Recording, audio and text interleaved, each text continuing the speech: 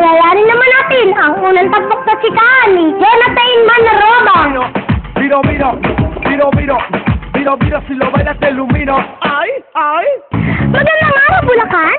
Narito po tayo ngayon sa Provincial Youth, Sports, Employment, Arts and Culture Office! Ay, ang haba!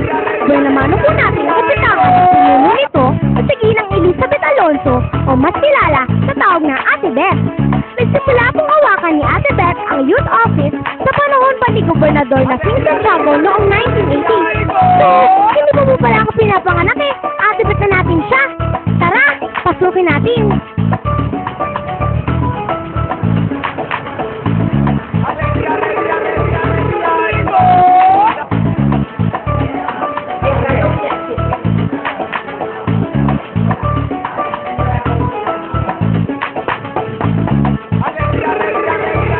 Magandang araw po, ma'am. Ako pa si Jonathan Manarobang ng Bulilit TV.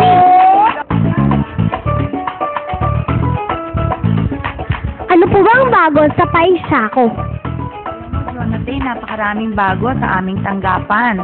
Tulad ngayong buwan ng Pebrero, ang aming mga programa ay magkakaroon kami ng Arts Month na magsisimula ito mula sa araw ng Lunes, sa February 3 hanggang katapusan ng Pebrero. Magkakaroon din kami ng job fair na gagawin namin sa February 21 at magkakaroon din kami ng passport release sa araw na yon, kaalinsabay din ang aming job fair. At bago ko nga pala makalimutan, Jonathan, magkakaroon kami ng paggagawad parangal sa mga natatanging kabataan ng ating lalawigan na tinatawag nating Gintong Kabataan na isasagawa sa February 23 dito sa Kapitolyo. Ano po ang meron sa Artsman?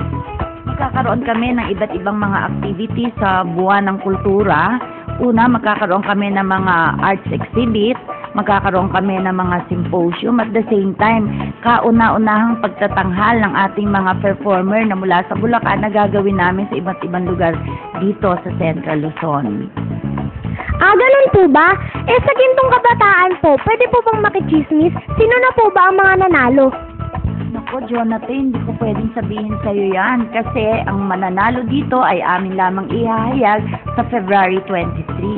Ganun po ba? Baka po makakalusot lang eh. Doon naman po sa job fair niyong sinabi. Yung job fair na sinabi ko ay isasagawa namin sa February 21 na gagawin sa Capitol Gym. So, inaanyayahan ko ang ating mga kalalawigan na dumalo sa job fair na nabanggit ni Ate Beth.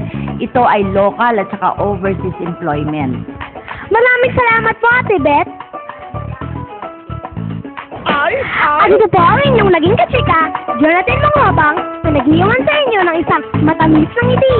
Kasama ko po ang buong barkadahan ng paisa ko na nag-iwan sa inyo ng... Hanggang sa susunod na linggo!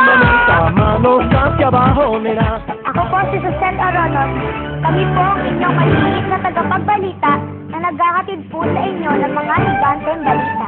At ako naman po si Alia Sir na nag-iwan sa inyo ng isang Paslo Bagong Bulacan.